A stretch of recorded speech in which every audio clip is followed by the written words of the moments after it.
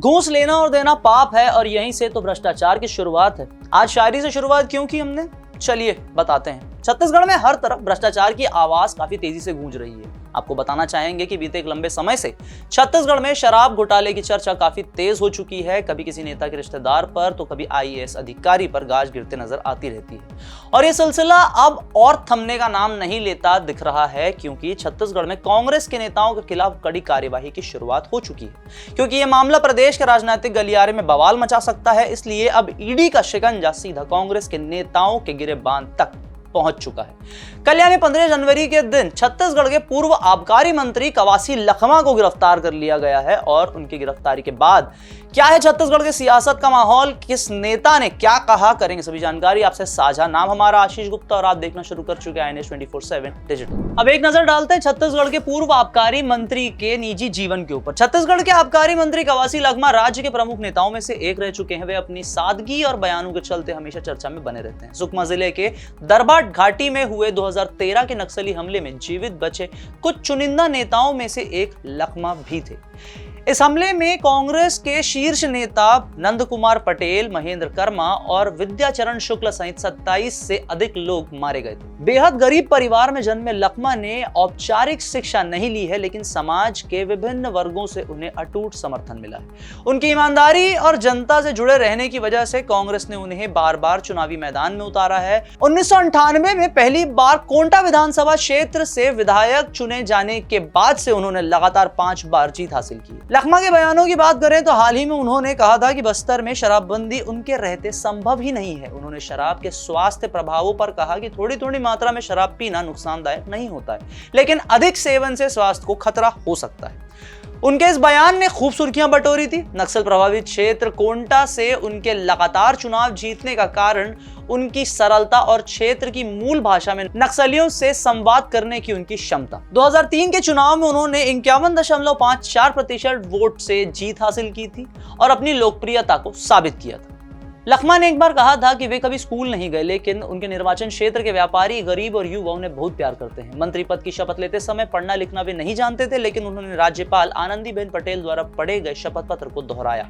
उन्होंने कहा कि भगवान ने उन्हें बुद्धि दी है और वे अपने कार्यों को ईमानदारी से निभाने में सक्षम हैं। 20 वर्षों से अपने राजनीतिक करियर में उन पर कभी कोई भ्रष्टाचार का आरोप नहीं लगा। यह उनकी कर्तव्य निष्ठा और ईमानदारी का प्रमाण भी माना जा सकता है।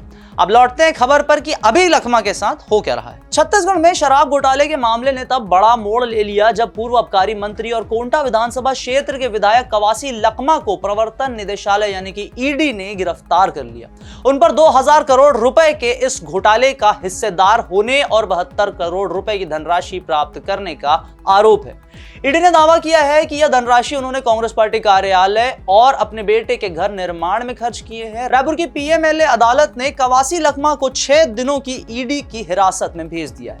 ईडी के अनुसार घोटाले में सरकारी शराब की दुकानों से अवैध शराब की तस्करी और अवैध कमीशन वसूली का नेटवर्क शामिल है। लखमा ने अपने बचाव में कहा कि वह एक अनपढ़ व्यक्ति हैं और उन्होंने अनजाने में दस्तावेजों पर हस्ताक्षर किए हैं। आज मेरे को ईडी ने मेरे को कार्रवाई किया है।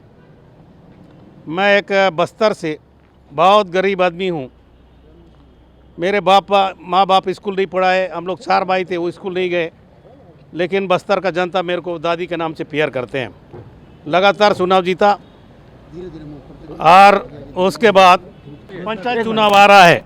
नगर पंचायत को चुनाव को देखते हुए मेरे को फंसा दिया गया है, राजनीतिक चश्मा से फंसाया, लेकिन ऊपर वाला मालिक कभी माफ नहीं करेगा। कवासी लखमा की गिरफ्तारी के बाद मुख्यमंत्री विष्णुदेव साय ने कहा कि ईडी की कार्यवाही पूरी तरह से कानूनी प्रक्रिया पर आधारित है। उन्होंने कहा कि कानून सबके लिए समान है और दोषियों के खिलाफ कड़ी कार्यवाही होगी। डिप्टी सीएम अरुण साव ने कांग्रेस के आरोपों को खारिज करते हुए कहा कि ईडी ने निष्पक्ष और साक्ष्य आधारित जांच की है।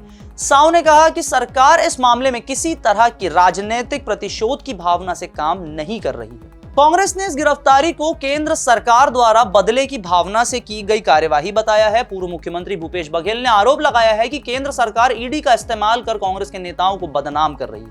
उन्होंने दावा किया है कि यह कार्यवाही आगामी बस्तर निकाय चुनावों को प्रभावित करने के लिए की गई है। भूपेश बघेल ने कवासी लखमा को आदिवासी समुदाय का प्रतिनिधि बताते हुए कहा कि यह गिरफ्तारी आदिवासी नेता की छवि धूमिल करने का एक प्रयास है। भाजपा नेताओं ने इस मामले में सीधे तौर पर भूपेश को निशाने पर लिया है। भाजपा प्रदेश प्रभारी नितिन नबीन और वन मंत्री केदार कश्यप ने कहा कि कवासी लखमा केवल एक मोहरा है और असली मास्टरमाइंड भूपेश बघेल है। उनका आरोप है कि घोटाले की योजना बघेल के नेतृत्व में बनाई गई और आदिवासी नेता लखमा को इसमें मोहरा बनाकर इस्तेमाल किया गया। केदार कश्यप ने इसे गांधी परिवार तक पैसे पहुंचाने की साजिश बताया है। वहीं ईडी ने अपनी जांच के दौरान कवासी लखमा और उनके बेटे हरीश कवासी के सुकमा और रायपुर स्थित आवासों पर छापेमारी की। जांच में पता चला है कि एक आपराधिक सिंडिकेट ने आबकारी विभाग के अधिकारियों के साथ मिलकर शराब दुकानों से अवैध कमीशन और तस्करी के जरिए 2161 करोड़ रुपए का घोटाला किया है। ईडी ने दावा किया है कि लखमा ने घोटाले में सक्रिय भूमिका निभाई और अपनी भूमिका के बदले में बड़ी धनराशि भी प्राप्त की है। कोंटा क्षेत्र से 6 बार के विधायक रह चुके कवासी लखमा आदिवासी समुदाय के बीच एक बहुत ही लोकप्रिय नेता है। जमीनी स्तर पर उनकी पकड़ बहुत मजबूत है और वे आम जनता के साथ सीधे जुड़े रहते हैं। उनकी गिरफ्तारी ने जहां उनके समर्थकों के बीच रोष पैदा किया है, वहीं विपक्ष ने इसे आदिवासी नेता को बदनाम करने की साजिश बताया है। लखमा ने खुद पर लगे आरोपों को खारिज करते हुए इसे राजनीतिक प्रतिशोध करार दिया। उनका कहना है कि ईडी के पास